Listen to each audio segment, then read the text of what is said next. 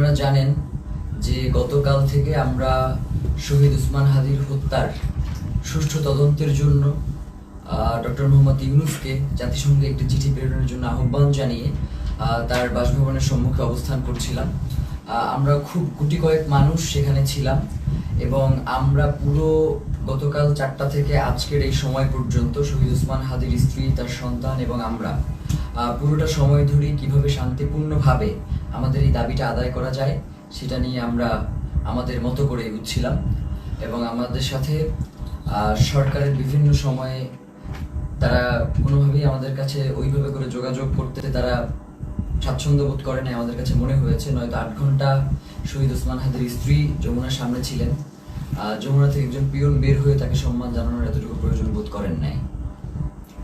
তো আমরা আজকে যখন শহীদ ওসমান হাদির স্ত্রী তিনি বিকেলবেলা জুমার নামাজের পরে তিনি আবার যখন এসে যমুনা অভিমুখে আসতে রওনা দিয়েছেন, প্রায় কাছাকাছি চলে এসেছেন, তখন আমাদের কিছু ভাই বোন তাদেরকে আমরা ভিতরে পাঠানোর জন্য চেষ্টা করতেছিলাম, কারণ শহীদ ওসমান হাদির স্ত্রী একা হয়ে গেলে তার সাথে কি ধরনের পরিস্থিতি ঘটতে পারে সেটা জানবার জন্যই মূলত আমরা তাদেরকে প্রেরণ করবার চেষ্টা করেছিলাম। এবং ভিতরে আমাদের কিছু ইনকিলাব কর্মী মঞ্চের সদস্য ছিল যাদেরকে ভিতর থেকে আবার বাইরে আসতে দেওয়া হচ্ছিল না।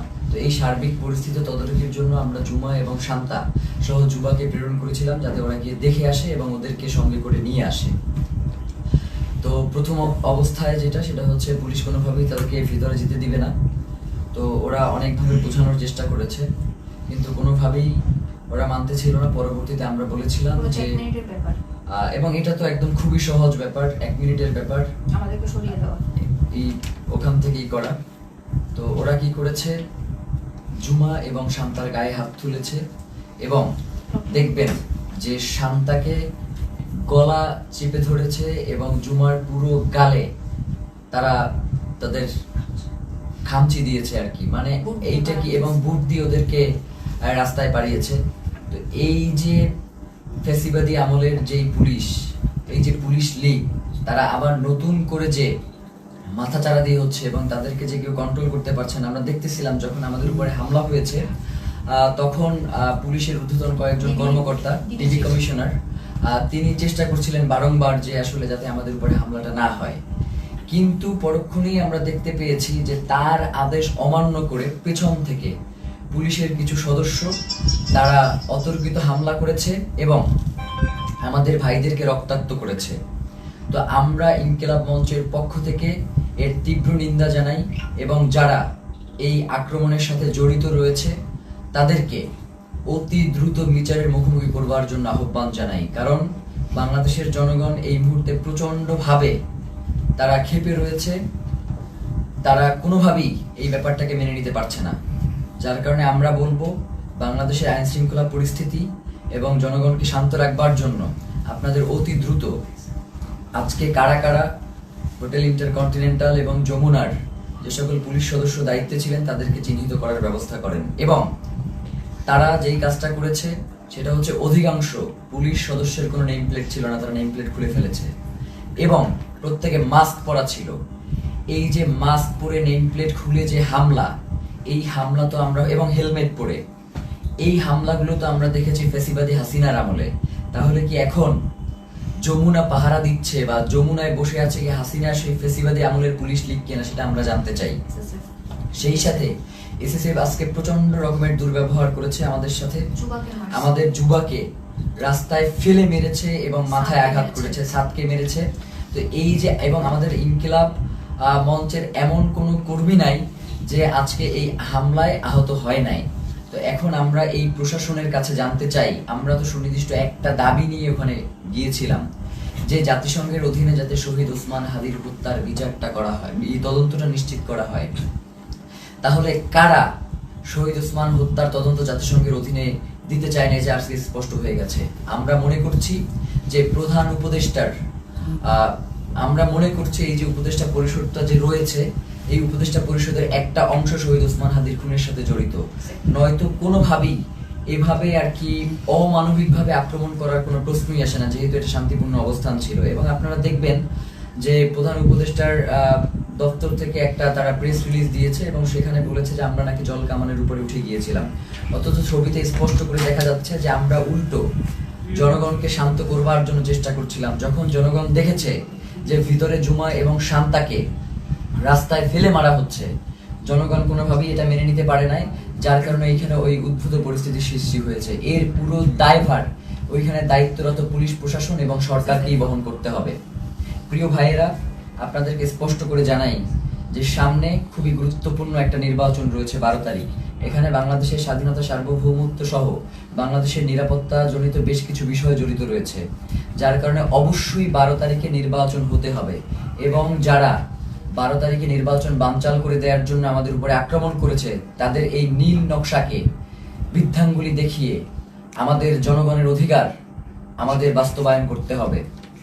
প্রিয় ভাইয়েরা, জনগণ, বাংলাদেশের জনগণ প্রচন্ড শান্তিপ্রিয় এবং তারা সব সময় সরকারকে সহযোগিতা করে আসছে, কিন্তু সরকার সেই জনগণের উপরে আজকে মুহুর্মুহু sound grenade, tear shell, rubber bullet এগুলো নিক্ষেপ করেছে। এবং এখনো তারা বিভিন্ন জায়গায়, যেমন শাহবাগে এখনো সম্ভবত আক্রমণ চলছে। একটু আগেও আমরা এই লাইভ শুরু করবার আগে দেখতেছিলাম যে শাহবাগে আক্রমণের মতো ঘটনা ঘটতেছে।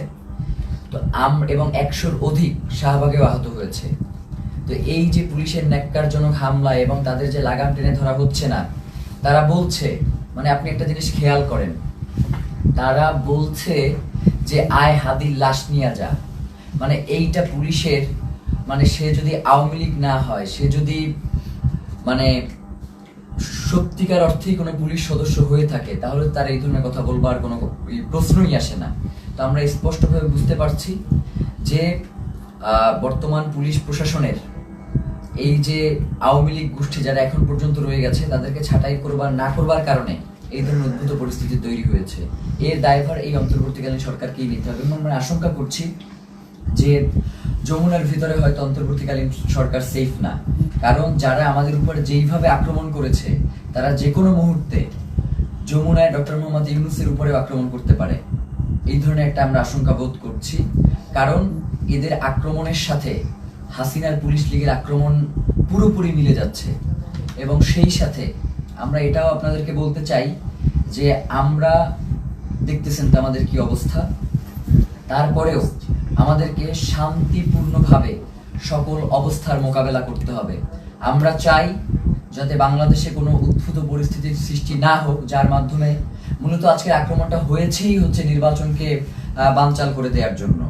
সুতরাং এই নির্বাচন অবশ্যই হতে হবে এবং সেটা 12 তারিখেই হতে হবে। এবং যারা নির্বাচন বানচাল করতে চায় তাদেরকে আমাদের রুখে দিতে হবে। আমরা কোনোভাবেই এই নির্বাচনকে বানচাল করতে দিব না, কারণ বাংলাদেশের জন্য এই নির্বাচন অত্যন্ত গুরুত্বপূর্ণ। প্রিয় ভাইয়েরা, সেই সাথে আমরা আপনাদেরকে স্পষ্ট করে যে জিনিসটা জানাতে চাই, সেটা হচ্ছে শহীদ ওসমান হাদির হত্যার যে তদন্ত, সেটা জাতিসংঘের অধীনেই হইতে হবে।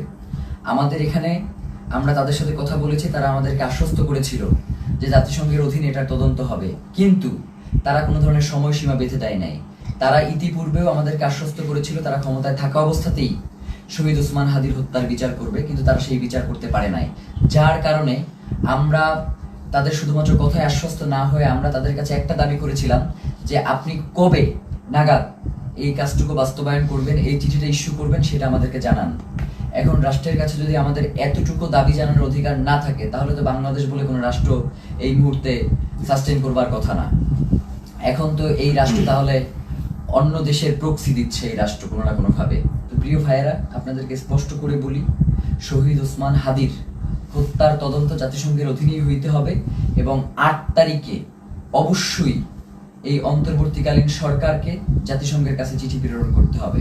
প্রিয় ভাইরা, এক্ষেত্রে আমাদের কিছু দাবি রয়েছে। চিঠি শুধু প্রেরণ করলেই হবে না, চিঠির ভিতরে নিম্নলিখিত আমরা যে বিষয়গুলো বলবার চেষ্টা করছি সেগুলো অন্তর্ভুক্ত থাকতে হবে। প্রথমত, সরকারকে UNOHCHR কে অনুরোধ করতে হবে যেন তারা শহীদ শরীফ ওসমান হাদি হত্যাকাণ্ডে একটি স্বাধীন ও নিরপেক্ষ ইন্ডিপেন্ডেন্ট ফ্যাক্ট ফাইন্ডিং ইনভেস্টিগেশন পরিচালনা করে। এই তদন্তের স্পষ্ট কার্যপরিধি থাকবে যাতে ঘটনার সত্যতা নির্ধারণ, দায়ী ব্যক্তি ও তাদের সহায়ক নেটওয়ার্ক শনাক্তকরণ এবং জবাবদিহিতা নিশ্চিত করে করণীয় সুপারিশ অন্তর্ভুক্ত থাকবে।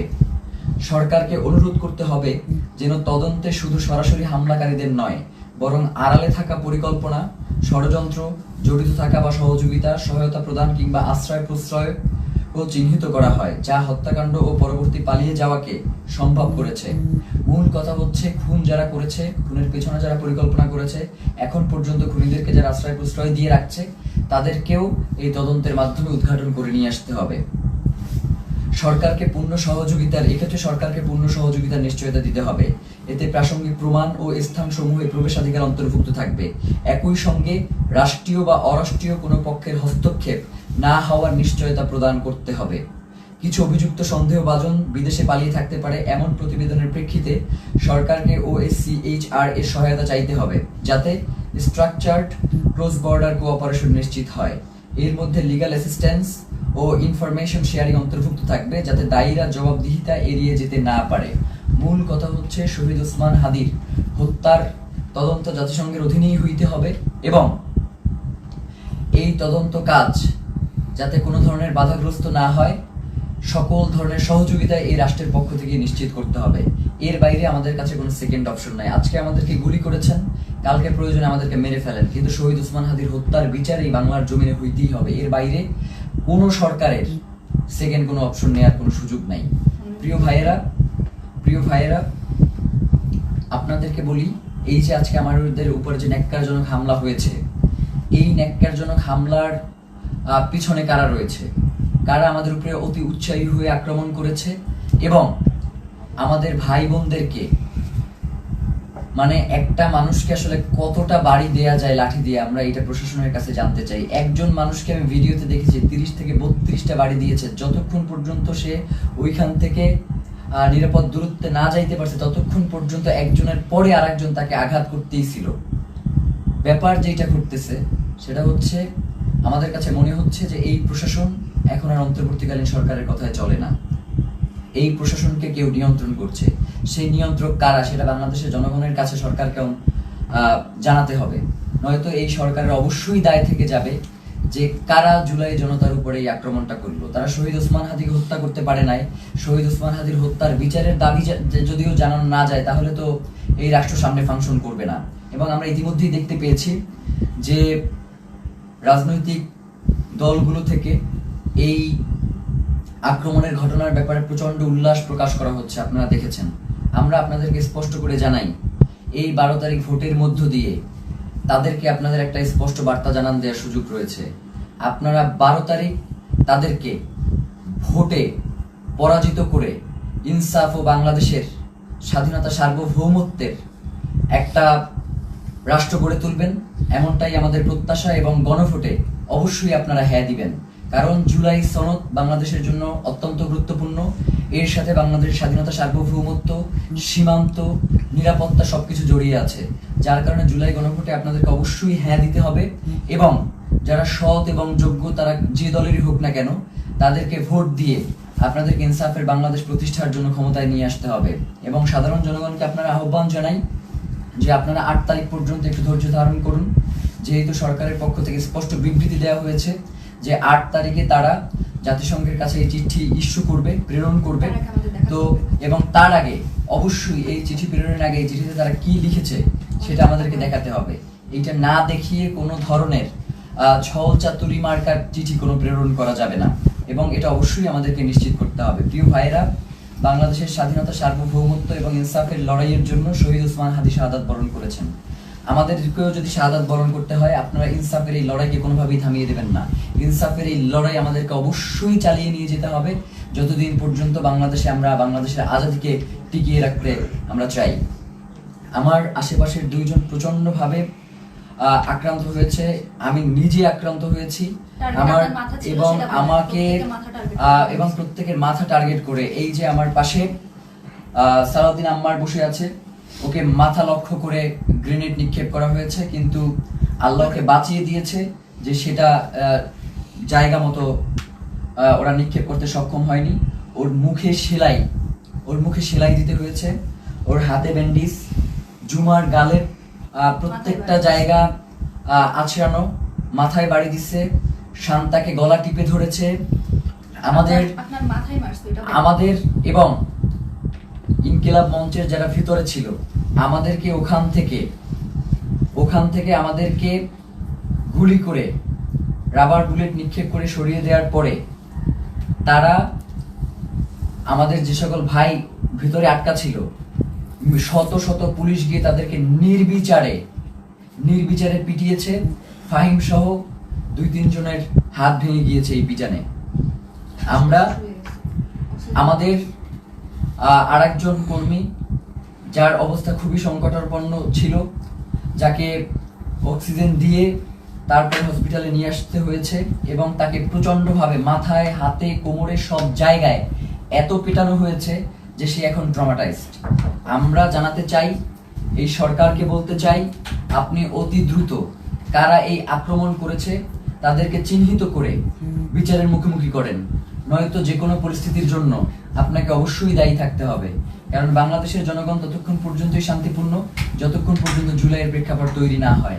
আপনারা কিন্তু খুব তাড়াতাড়ি একটা জুলাইয়ের প্রেক্ষাপট তৈরি করে ফেলতেছেন। এখন যদি আপনারা এটাকে কন্ট্রোল করতে না পারেন তাহলে বাংলাদেশের স্বাধীনতা, সার্বভৌমত্ব কিন্তু টিকবে না। এবং আপনাকেও, প্রধান উপদেষ্টা আপনি আছেন, আপনি আমেরিকাতে চলে যাবেন সেটা হবে না, আমাদের কাছে জবাবদিহি করে এরপরে আপনাকে আমেরিকা যেতে হবে যে কেন জুলাই জনতার উপরে, শহীদ ওসমান হাদির ভাই বোনদের উপরে এভাবে ন্যাক্কারজনক হামলার মতো ঘটনা ঘটানো হলো। ছাত্র ভাইদেরকে উদ্দেশ্য করে বলি যে আমাদেরকে ধৈর্য ধারণ করতে হবে এবং আমাদেরকে এই লড়াই কৌশলের মধ্য দিয়ে আমাদের যাতে মনোবল ভেঙে না যায় আমাদেরকে সে ব্যাপারে সচেষ্ট থাকতে হবে। এই লড়াই তো একদিনের লড়াই না, আমাদের আজাদির লড়াই চলছে এবং আজাদির এই লড়াই চলবে। আমাদের এখন পিঠ থেকে গিয়েছে, আমাদের আসলে আর পিছনে যাওয়ার কোনো সুযোগ নাই। এখন থেকে আমাদেরকে সামনেই এগিয়ে যেতে হবে। 8 তারিখ পর্যন্ত যেহেতু সরকার সময় চেয়েছে, আমরা সরকারকে সেই সময়টুকু দিলাম। সে যদি এই সময়টা আগেই ঘোষণা করতো তাহলে তো এই ধরনের কোনো পরিস্থিতি তৈরিই হতো না। যার কারণে আমার কাছে মনে হয় যে সরকার ইচ্ছাকৃতভাবে এই ঘটনা ঘটিয়েছে, এর দায়ভার সরকারকেও বহন করতে হবে। বাংলাদেশের জনগণ এই অন্তর্বর্তীকালীন সরকারকেও ছেড়ে দেবেন, এটা বলে দিলাম। আজকের মতো আমরা সবাই প্রচন্ডভাবে আহত অবস্থায় এখানে বসে রয়েছি। ফাহিমের দেখেন যে পুরো ট্রাউজারটা ওর রক্তে লাল হয়ে আছে, আমার পুরো পাজামার রক্তে লাল হয়ে আছে, ওর পুরো হাত আঙুল ভেঙে গেছে, মুখে সেলাই দেয়া, এবং এইভাবে প্রত্যেককে এমন ভাবে আক্রমণ করা হয়েছে। আল্লাহ আমাদেরকে রক্ষা করেছেন, নয়তো তাদের যেই ধরনের আজকে আক্রমণের ভূমিকা ছিল তারা আমাদেরকে খুন করবার উদ্দেশ্য নিয়ে এই আক্রমণটা করেছে। তো আমরা আমাদের এক ভাইকে হারিয়েছি, আমাদের কোনো এরপরে যদি আমরা আমাদের কোনো ভাইকে হারাই, এরপরেও নির্বাচন হইতে হবে, নির্বাচন পেছানো যাবে না। নির্বাচনের পরে যে রাজনৈতিক দল ক্ষমতায় আসবে তারা যদি এই ব্যাপারে কোনো সুষ্ঠু পদক্ষেপ না নেয়, আমরা শুধু বলি ব্যাপারটা এমন না, আমরা তাদের জীবনকে জাহান্নাম বানাই দিব বলছি, তাদের জীবনকে জাহান্নাম বানাই দেবো, এই কথা বলেই শেষ করলাম। জুমার কিছু বলবার আছে? ধন্যবাদ। আসসালামু আলাইকুম।